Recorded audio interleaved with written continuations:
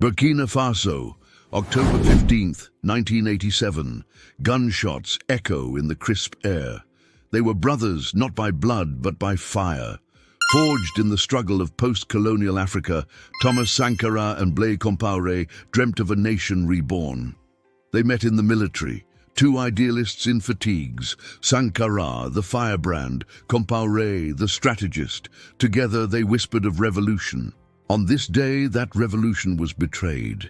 In one brutal afternoon, Sankara and 12 of his men were killed. The man who replaced him?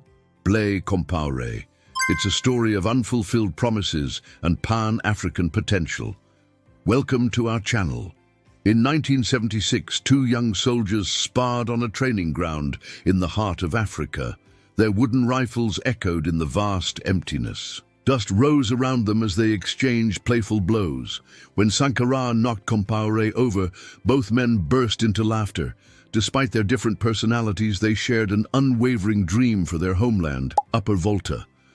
By 1983, they led a successful coup, ending decades of rule by the unpopular regime of Lieutenant Colonel Zerbo. Sankara, with Blaise's support, took power at 33, becoming Africa's youngest president and its boldest. He changed the name. Upper Volta became Burkina Faso, the land of upright people. He banned corruption, appointed women to influential positions, and preached self-reliance to his people. While other leaders built palaces, Sankara rode a bicycle. But Sankara's reforms alarmed the country's traditional allies, including France. In a private office late one night, Sankara spoke passionately about his vision for the country. Compaore listened quietly, his face betraying nothing. "We must never bow to France. We are not their children.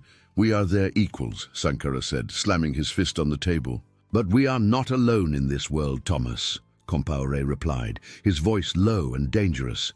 "You're making enemies, powerful ones." Silent tension filled the room. They stared at each other, two brothers bound by duty, ideology, and a shared past. But their visions for the future were as different as night and day. Outside, the streets of Ouagadougou were alive with the sounds of drums and chanting, but inside, the atmosphere was thick with the scent of betrayal. Compaore knew that Sankara's fiery rhetoric had gone too far.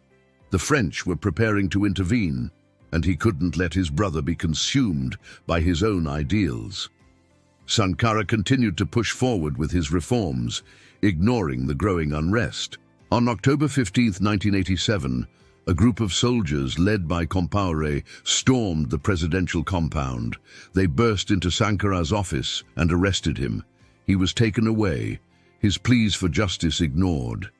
Hours later, he was shot along with 12 of his closest advisors. The news spread like wildfire through the streets of Burkina Faso. People poured onto the streets, their cries of anguish echoing the tragedy of the day. The man who had given them hope had been taken away from them. Blaise Compaore assumed the presidency, and the very revolution he had helped orchestrate turned against him. As the years passed, Sankara's legacy grew, becoming a symbol of resistance against colonial powers and a beacon of hope for a brighter future. The people of Burkina Faso never forgot their hero. On October 15, 2014, a wave of protests erupted across the nation. People demanded justice for Sankara, calling for his remains to be exhumed and his killers brought to justice. After 27 years in power, Compaore fled to exile in Ivory Coast. In his absence, he was sentenced to life in prison for embezzlement and for the murder of his brother. Today, Sankara's statue stands tall in the center of Ouagadougou, a reminder of the country's revolutionary past and a symbol of the ongoing struggle for justice and equality. Thomas Sankara lived only 37 years, but his ideas outlived bullets. A brother betrayed, yet a hero remembered. In the end, Africa did not forget. Thank you for watching Bukati Production.